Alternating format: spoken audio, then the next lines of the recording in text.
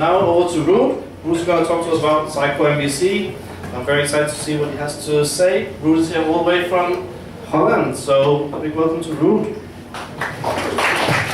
Thank you, Kurt.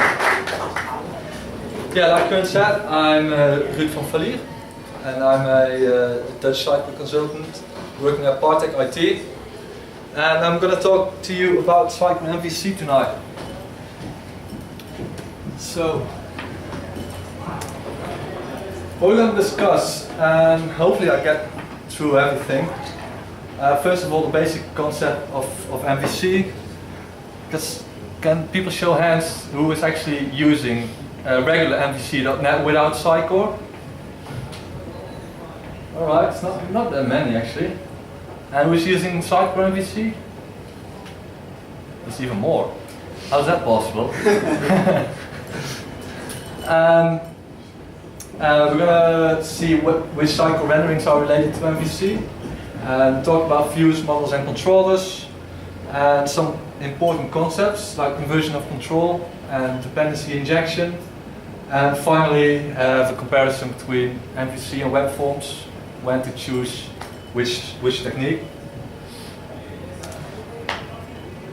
First of all, let's have a look at web forms. Because if you work with web forms, you'll definitely know this page life cycle, that horrendous life cycle. And probably took you about a year to really understand what was going on there. And if you look at the HTML source of your page, you definitely know that view state string, that there was no way of really getting rid of it. And that's just two very annoying things from a long list of things that are wrong with web forms. We really don't want that. I mean, yeah. You see the resemblance. And luckily we've got MVC now. And the basic concept behind it, MVC stands for Model View Controller. And basically you've got a model that contains all the data that you want to present. And a model updates a view. That view will display your data. The user he sees that view, and the user can invoke a control action that manipulates the view, and it completes our cycle. So, what do these parts actually do? Views simply display a certain set of data.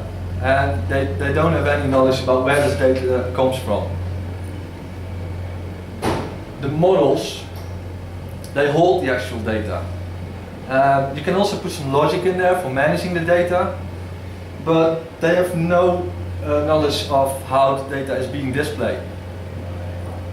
And finally, you've got controllers.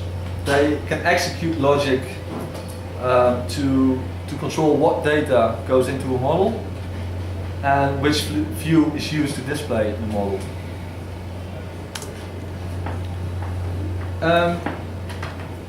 I've got a diagram here of how an MVC request is handled, and I think Martina might recognize it.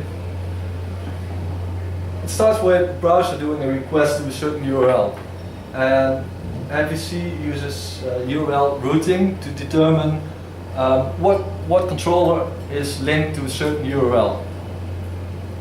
So after the URL routing, an action is invoked on a controller, and an action is just a method on a controller class that initializes a model, and it determines which view is going to be used to display that model, and finally it renders the view and returns HTML back to the client. Now, in Sitecore MVC, it's handled slightly different, because when a request comes in, it first goes through the HTTP begin request pipeline, just like it does with web form requests. And then within the pipeline, there's a processor that checks, is there an explicit MVC route defined for this URL? So if that's the case, it knows straight away that it's an MVC request, and it should be handled as such. If there's no explicit root defined, which is usually the case with Sitecore MVC, it will resolve the URL to a Sitecore item. Again, that's exactly the same as it does with web forms. So when it's resolved to an item, it checks the presentation details to see if there's a layout specified for the item. And assuming there is a layout, because otherwise you usually couldn't even render it, it has to check whether it's an MVC view or a web forms ASCX or ASPX. This is done because Sitecore still supports both MVC and web forms at the same time.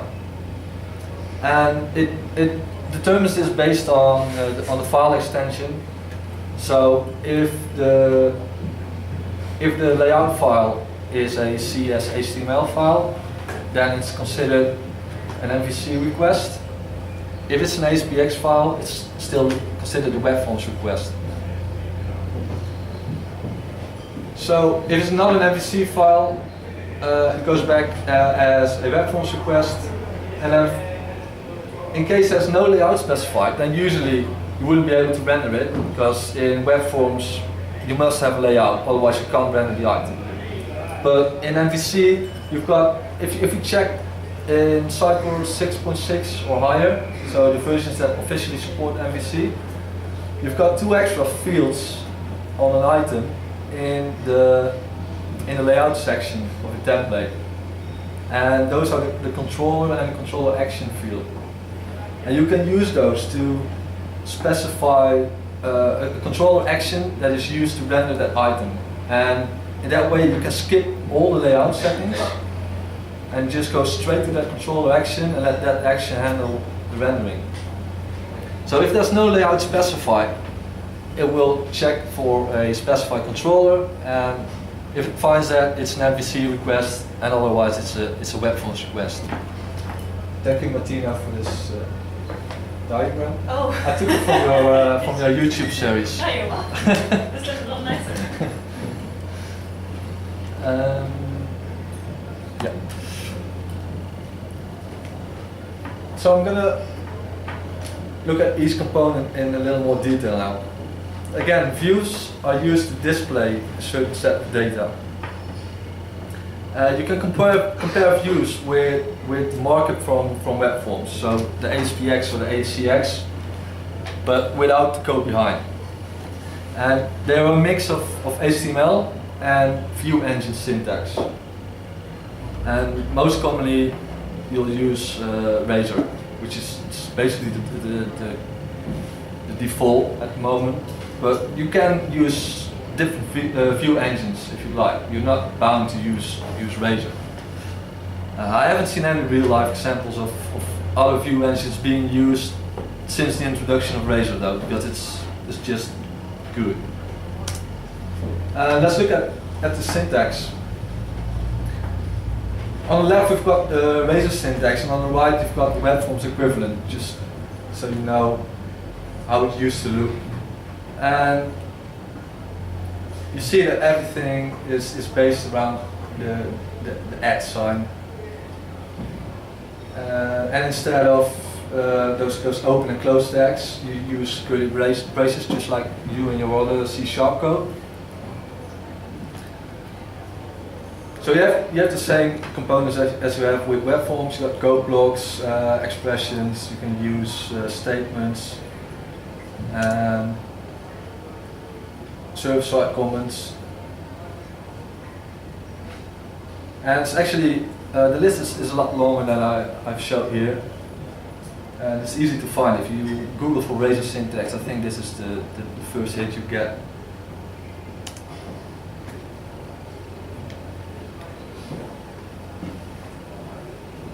So, what should you do or what should you not do in a view?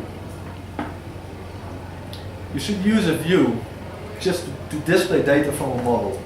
And you can use simple flow logic that is required to display the data. So you could use if statements for each, or call retrieval methods on the model, but you shouldn't add complex logic inside a view. You have the option of putting code blocks in there, so you could put all your code in the view if you'd like, but really the code should be really simple and just what's needed to display data. Now before we go look at a view in Visual Studio, I need to explain something about the rendering types in Sitecore. So you've got two different rendering types that you will be using a lot with Sitecore MVC. The first one is a view rendering. And a view rendering points directly to a view file.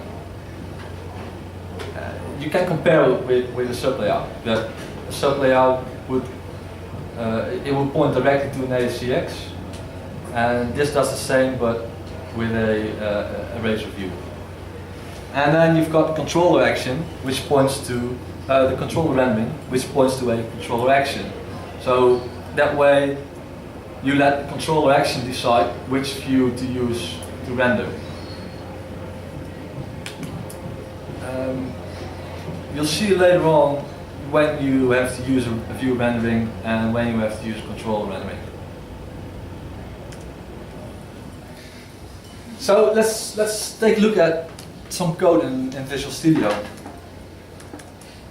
I hope this switching around works. Yeah. I'll show you the Sitecore environment first. I've taken an empty site and created a page template with a title, intro, and body field.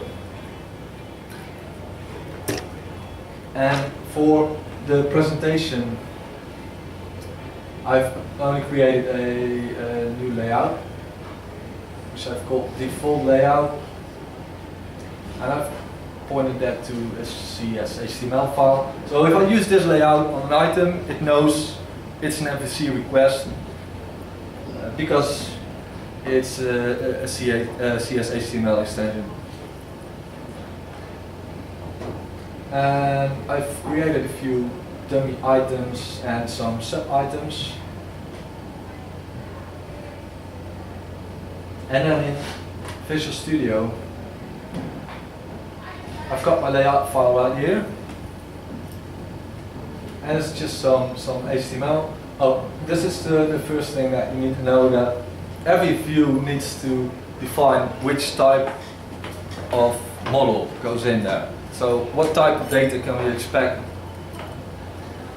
Sitecore, when Sitecore renders a layout or a view rendering, it needs a controller action in the background to actually pick up that view, create a model, and render it. Now, it does that with a built-in controller action, so you never really see that action. But what you do need to know is that it always returns a rendering model. And this rendering model has some properties like the current item that's being rendered or the current rendering that's being used.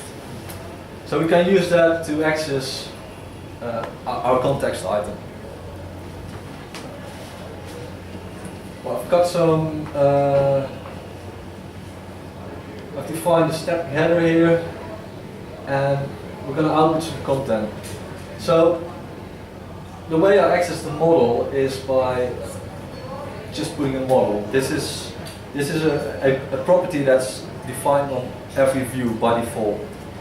That will always point to the model. So this is always of the same type as the model that you've defined on top of the view. So in this case it's a rendering model. And then I'm accessing the current item, the context item. And then I can just access the field values like you would do with an item in C#.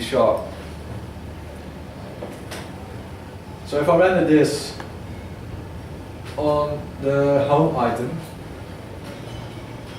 this is what we get. Now, you'll see that this rich text field, it contains some HTML. And what MVC will do is, when it outputs anything, it will automatically HTML encode it. And that's to prevent cross-site scripting from happening. So we want to work around that because we really just want to output the actual HTML here. And you do that by adding the HTML raw method. So by wrapping everything in the HTML.raw method. I've got to type with one hand here, so it's not really helping. That's what we get here.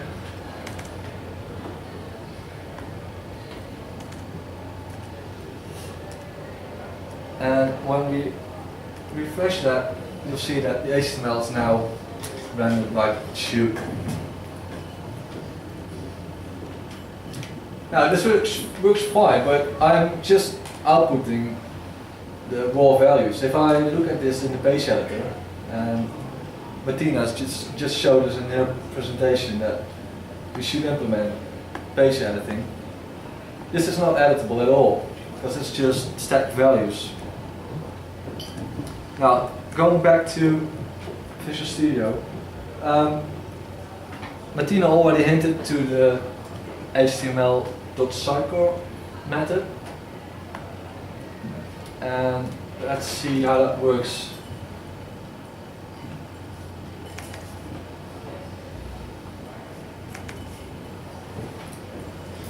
So we've got HTML.Sitecore.field, which is basically the field renderer that you use now from web forms. This Sitecore method will return a Sitecore helper object, and I think one thing that I should point out is that, first of all, this HTML is simply a property on a view. All the views inherit a certain base class, and in this case, it's as you can see in the comment there, it's a web view page. That HTML is just a property on the web view page. So what it does say is basically this .html. And HTML is of the type HTML helper. So you can write an extension method that adds a new method to that HTML helper, and that's just what Sitecore has done. So that's how they've implemented that Sitecore method over there.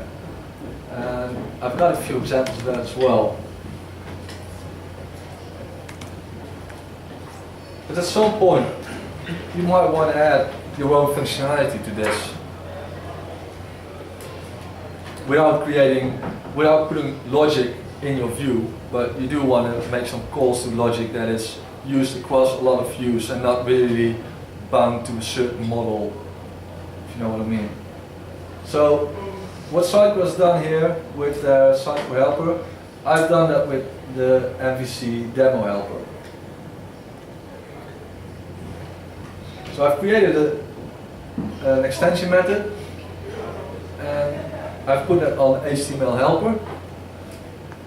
So when I do this, I can do HTML.MVC demo, and it returns an MVC helper class, and I can put all the methods and properties in here that I want, and I can access them straight from any view. And if you want, you can do the same trick with the Sitecore helper.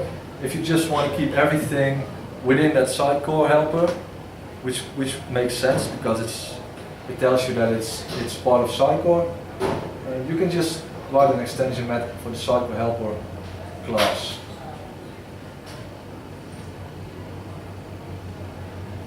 Now that's a lot of stuff. So let's see what this looks like. So now we've got editable fields, and we've got our own helper methods.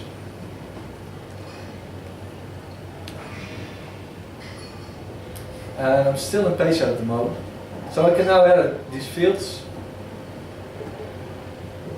And I've got the output of my two helper methods here.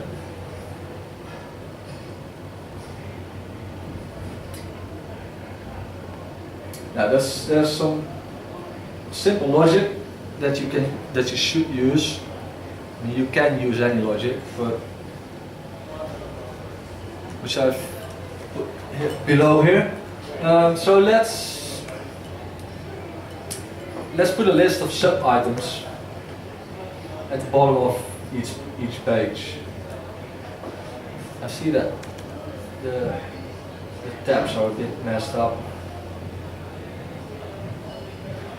Oh, actually, this really shouldn't be there. I think I pressed the wrong button. So, first of all, we're going to check if there's any children on this item. And you should know the children property on the item object. And if there are any children, we're going to list them and we can put in a link for each one of them. So let's look at that. And then I don't want page editor mode anymore.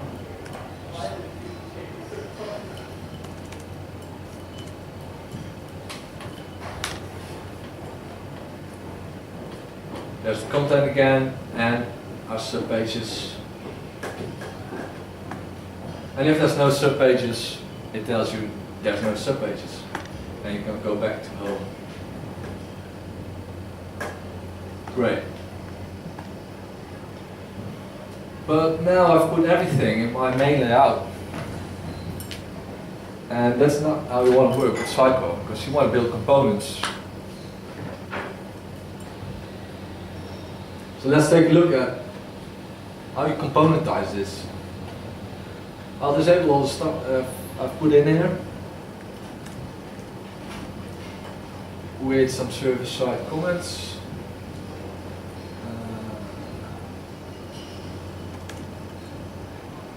Yeah, that should work. And we'll add a placeholder. And you've also seen this briefly in Martina's presentation. So this is how you add a placeholder, just like you would do with MVC web, with ASP.NET Web Forms. It adds a content placeholder, and now we've got to add components. And this is where we're going to build our first view rendering in Sitecore.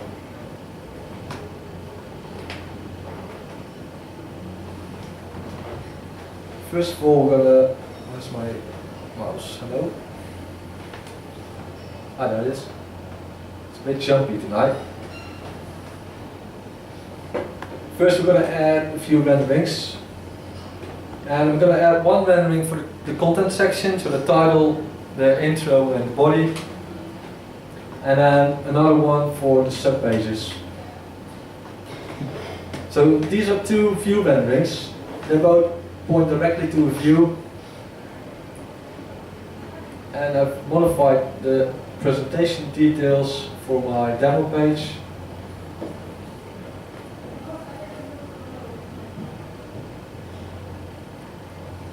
To add those two renderings to the content placeholder. Yep. And I've added those views that I'm referring to. So we've got the content section, exactly the same code as we've just seen. And we've got the subpages rendering. But instead of putting that code directly in the main layout, they will now be added to the placeholder. Let's see if that works. Well, you won't see any difference, but it works. So same result, but this time it's componentized, and I'll prove that it works by going into the page editor, and you'll see that this is now a separate component, and this is a separate component as well.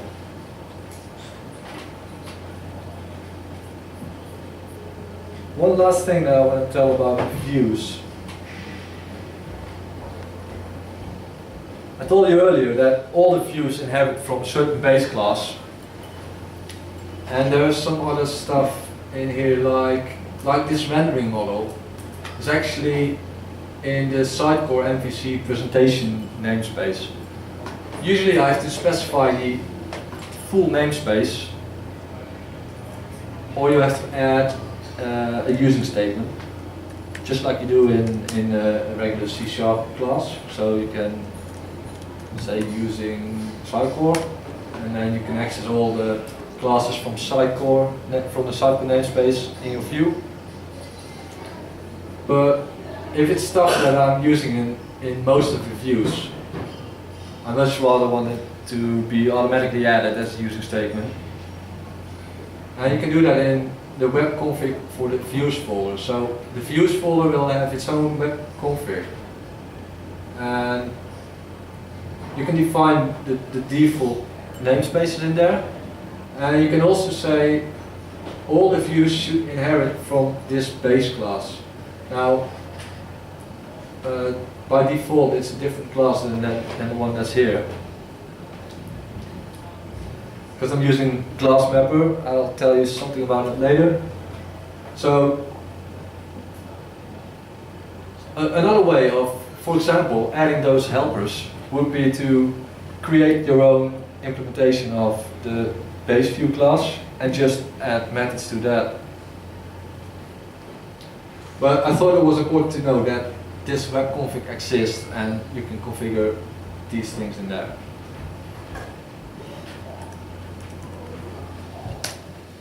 Next up, models. So models are classes that hold data, and they may execute logic for managing the data. An example of a really simple model. We've got a title, an intro, and body that we were just using. We could put that in a model like this, just as string properties. And we could also add some more complex types in there, like a parent model, or the subpages as an enumerable. Or we could add some logic in there, like creating new subpages or deleting subpages. So this should give you an idea of what a model actually does and holds. Now, in Sitecore MVC, we usually create models for all the Sitecore templates that we need to present. So I just showed you that content, or what's it called, or we had a demo page template with those 3 fields. You would usually create a model that represents that template. And you can use an object relational mapper for that. And one example is the class mapper. And I can't go into too much detail on class because it's just a talk on its own. You could talk hours about just the class mapper. But you do need to know that you need some kind of ORM really to work with Sitecore MVC, especially if you've got a lot of templates. And I think at this point class is your best choice for that. There are other ORMs out there, but there's just a big community behind class and lots of support, a lot of people using it. So I think that will always be my choice. And if there's time, I will show you a class model. I don't think I will show you a class model. No, there's no time. The do's and don'ts for models. So, hold data and provide logic to manipulate the data. And you should not add any presentation elements inside the model. Don't wrap your text in a paragraph tag or an H1 tag or something like that. It should just output the raw data. And don't put all your application logic inside a model. I mean, you should put logic in there to manipulate the data for the model, but if it's application logic, like connecting to a web service, it really shouldn't be in the model class.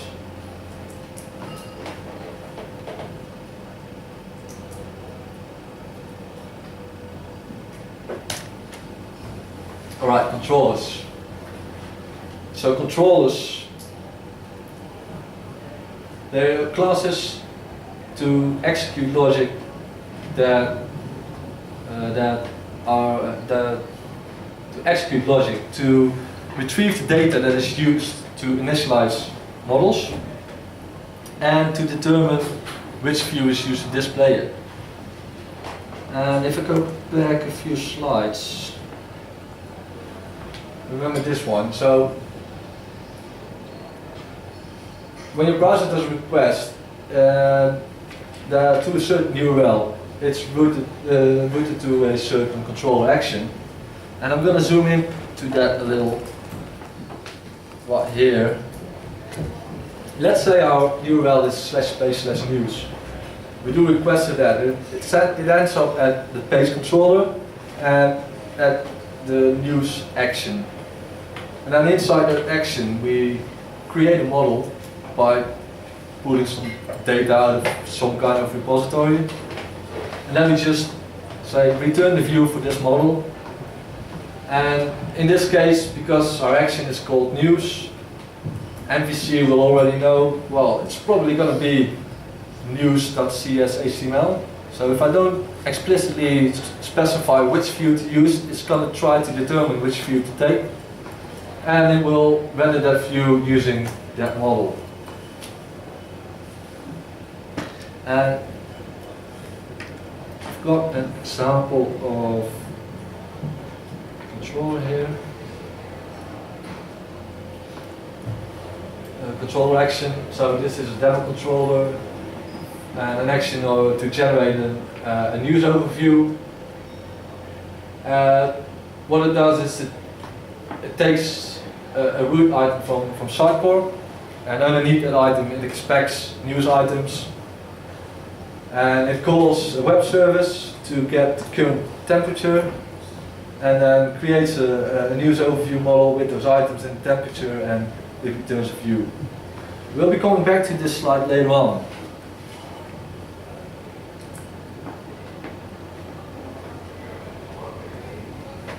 Now, the do's and don'ts for controllers.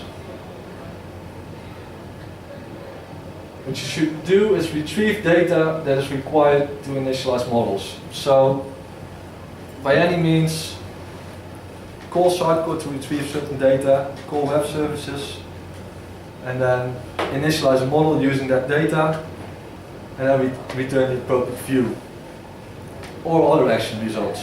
Because a view is just one example of the result of an action. You could also return JSON, for example. If you're doing an Ajax call and you don't want HTML, you can just serialize your model to JSON and return that. And don't cram them with logic. They should really just do the thing that they're supposed to do, which is retrieve data, build a model, and return the view. And in the case of Sitecore MVC, don't use them if they're not necessary. And this is the difference between a view rendering and a controller rendering. In a lot of cases, you don't need to call your own action, because most of the time when you render a Sitecore item, it's just this is the item, this is the view, and the data is inside the item that you're rendering. There's really no logic involved in getting the data that you need to render it. And in that case, you can just use a view rendering, and you get the that's an example that I haven't showed you, but so you get that rendering model that you get in all those view renderings. You can use that to just cast it to the data that you want. Let's get an example. I skipped the glass part because we we will be running out of time if I show you, but I will quickly show you what I mean.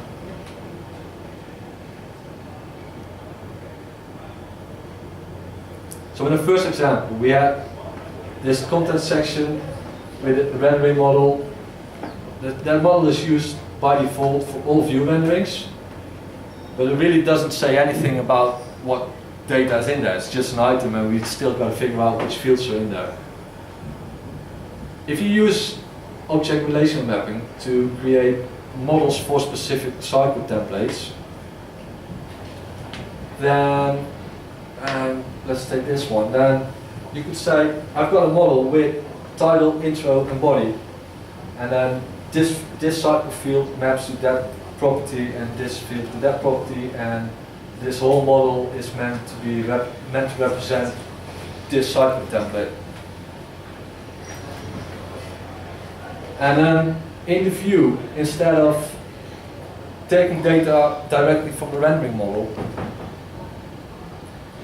you can use that model to get just the item that you're rendering and cast it to your strongly typed model. So in this case, the item content section model. And then you have a strongly typed way of accessing your data. So now you've literally got the intro, title and body property.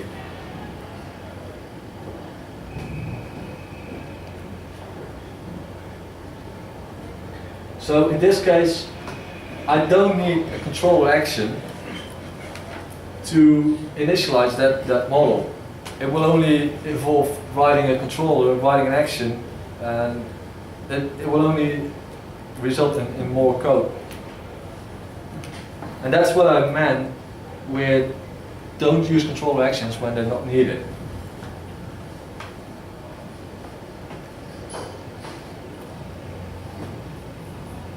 Now, some of you may have noticed that in the controller example that I showed, there's a serious design flaw, which is done on purpose, because that brings us to our next topic.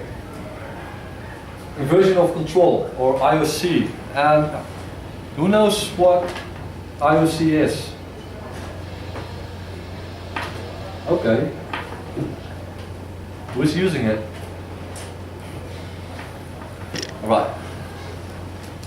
Well, IOC is not specifically bound to MVC, but it's getting more important, and because MVC allows you to test certain parts of the application much more easily than it did with web forms, because there's a clearer separation of all the tiers. If you're gonna test certain tiers separately, and it's really important that you implement IOC so that they can also work on their own. Because if you're testing one tier and it's depending on certain other tiers, then you're never able to test it as an individual component.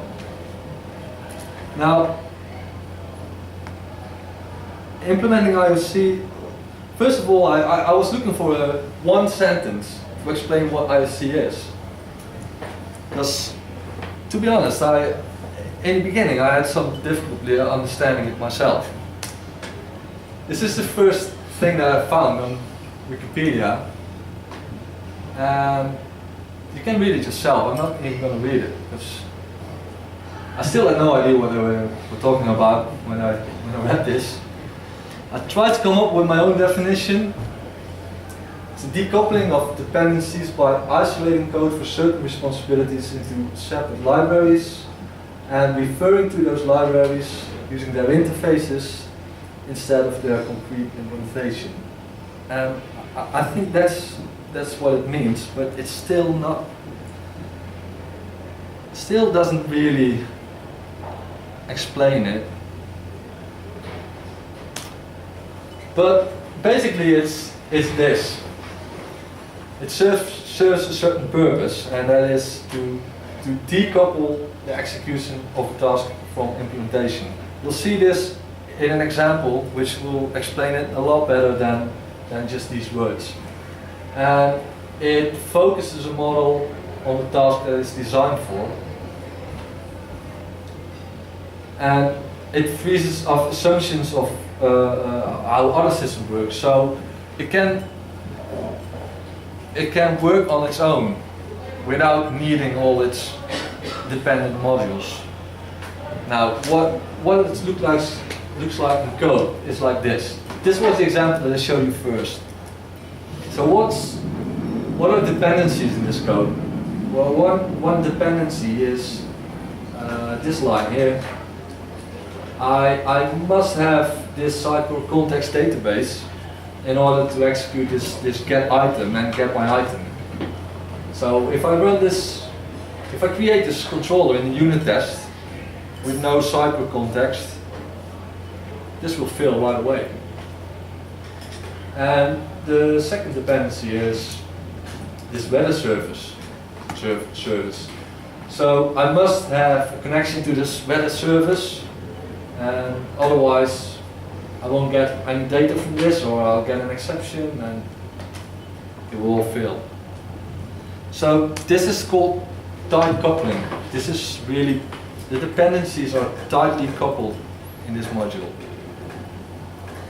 And you want to decouple that. And that's basically what IOC does. So this is the same example, but now implementing some IOC principles. If you look at action method, instead of just calling Sitecore context database, I'm calling a Sitecore, oh, I shouldn't click that.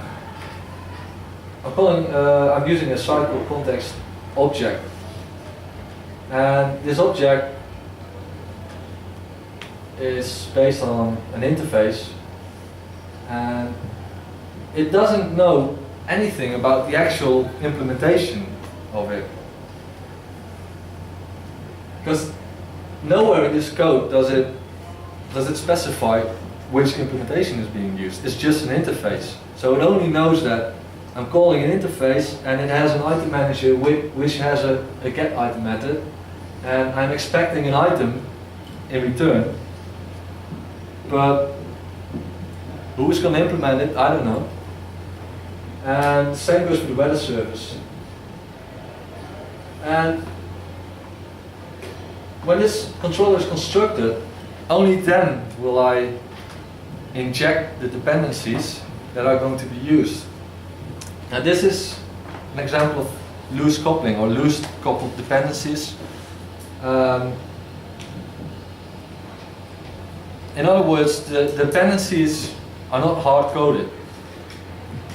And this is just an example, and this code is still not flawless at all, but it's already a big improvement over the previous example. Now there are several techniques that you can use to implement IOC, and one of them is dependency injection, which is what we're doing in this example.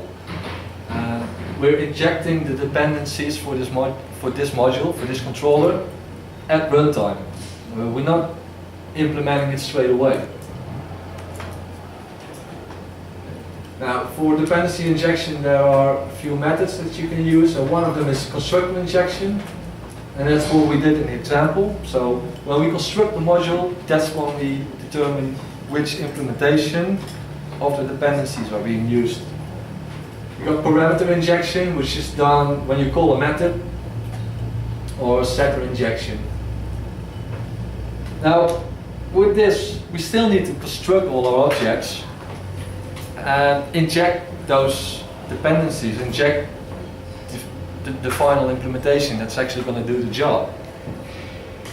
And if you take our controller example, then MVC will try to construct this controller without any parameters, and it will fail. So to do that, you need a dependency injection framework. There's several frameworks for that, and artifact to do check is not the actual name. So the two things I'm sure of is, so you got Windsor container, and I'm listing that here because it ships with the class mapper. So that it comes in handy. I like to use that so I don't have to add any other frameworks for it. Ninject is an example. And what it does for you, it provides you with one centralized point of configuration where you can say, for this type of object, if it requires this interface, then you must use this implementation. So it's really easy to switch implementations. There's only one line of code in your whole application that you need to modify. And you can still just construct this controller on your own and put in your own dependencies when you want it. Is that clear? Does that make sense? All right. I understood it. Yeah, but yeah, you basically taught me this, so. I'm sorry? I said, the only thing I'd say is it doesn't necessarily just limit doing this to MVC. No. That's what I said at the start. This is not bound to MVC at all. But I think it's when you start working with MVC, it's a really important concept to comprehend. Because it's easy just to dump everything in the code line. But actually, you should be taking all that business logic out of the code line and bring the service layer in. Yeah, exactly. I mean, I've done this quite a lot in the past where we've created a data access layer for a specific database. So maybe Oracle, like our test environment, we use SQL Server or something else. So we created that service layer, but it didn't matter what database it was like. Yeah. If you're tightening up anything, it's trying to resolve it. Yeah, and this is just one example of implementing IOC. There's a lot of different patterns that eventually do the same or serve the same purpose.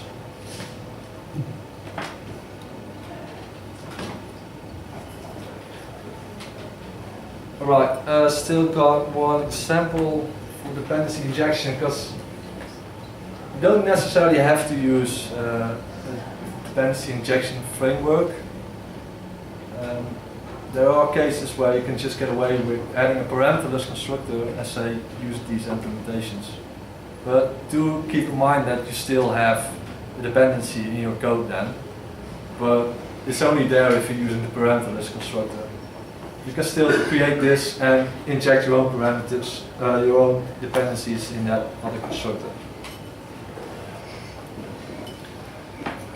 Alright, now, last but not least, let's have a little battle of MVC versus web forms. Let's see who wins. So why is MVC better? Well, the list is a little uneven, maybe you've noticed.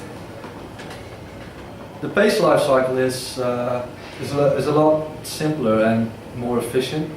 Maybe my mouse here, yeah. And there's no such thing as server controls.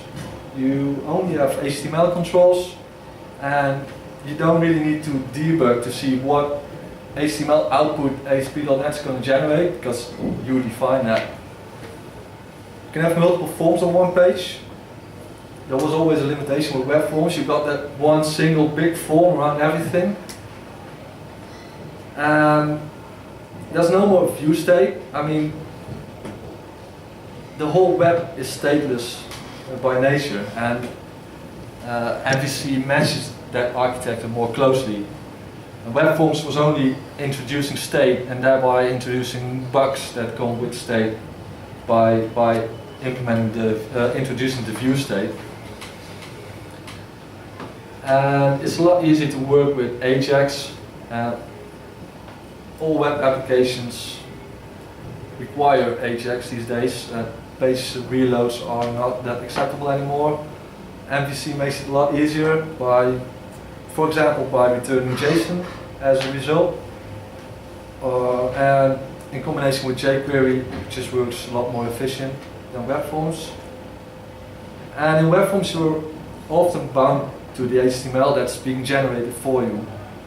And that gives you limited control over your design.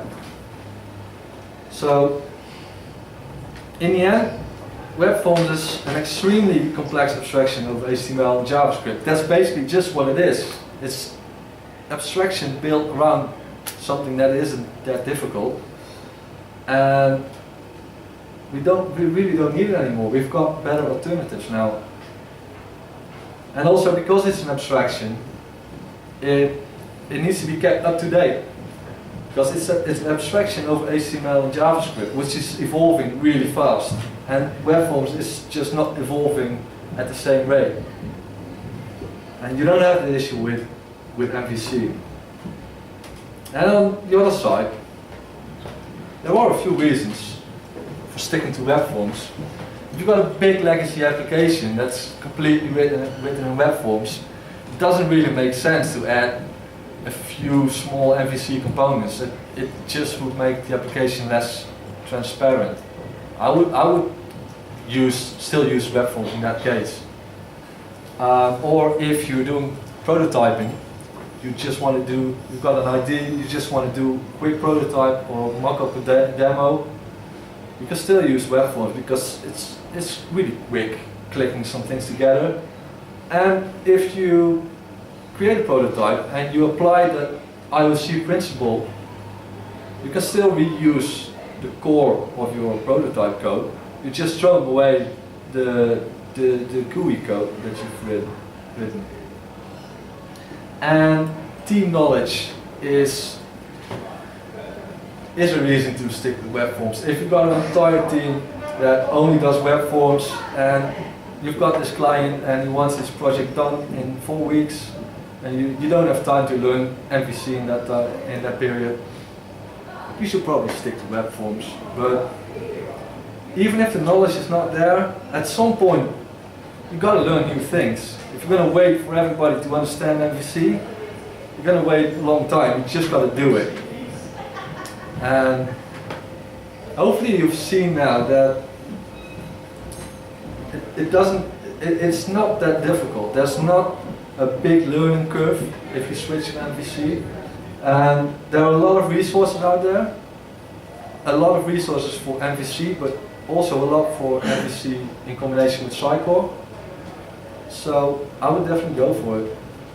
I guess one of the benefits of using Sitecore MVC as well is we support the same application web form and MVC. Yeah. We've got a massive web form-based application which was migrated slowly to set data. Yeah, that's a very good point actually. So Sitecore does allow you to gradually make that switch to MVC because it supports both web forms and MVC. If it was a traditional web forms applications, it would be more difficult to make like a hybrid version. But in Sitecore, it's actually really easy. Just create view renderings and controller renderings instead of sub-layouts, and you're doing MVC. You've got to enable some configuration. I mean, there is a reference guide that explains you how to enable it, but you can just run a hybrid and then gradually make that switch to Sitecore MVC. So this concludes my presentation. Here are some details if you need to contact me, if you need more information. And the presentation will become available online on YouTube after the 23rd of May, because I still gotta do the same talk at the Sitecore User Group Conference in the Netherlands, for which you are invited if you'd like to come. So for more info, check out these tickets. It'll be a user group event that is, it will run for an entire day. It has several tracks that run parallel. And I mean, you can catch a flight to Holland and be there. You can catch a flight at 8 o'clock and be there at 10. And fly back in the evening. It's no problem. It's what I'm doing. So I should definitely check it out if I were you. What do you think, Ruud? Yeah, definitely. I'm going if I can persuade my boss. So if I say to him that all you guys are going, I'll probably get to go. Right? Yeah, if anyone got any questions, it's getting kind of late, but I don't mind. Cool. I have a question. So you stared around the elephant in the room, web forms marketeers. Is that not your favorite module? No. But I think you were going to the fact that web form marketeers is not supporting MVC. Well, actually someone solve that problem. You know about it, right? So if you're using web forms for marketeers, and that's the reason that's holding you back from switching to MVC, because it's not supporting MVC out of the box. All the controls are web controls. There is a Dutch MVP that created a solution for that, and he's got a project. And if you're interested in it, just drop me an email or a tweet, and I'll send it to you. It's a pretty neat solution that allows you to basically run any type of ASP.NET web control in MVC or user control. Yeah. Cool. Well, thank you very much, Captain Ruud Picard, for beaming us down to Planet Sitecore MVC. Make it so. Okay.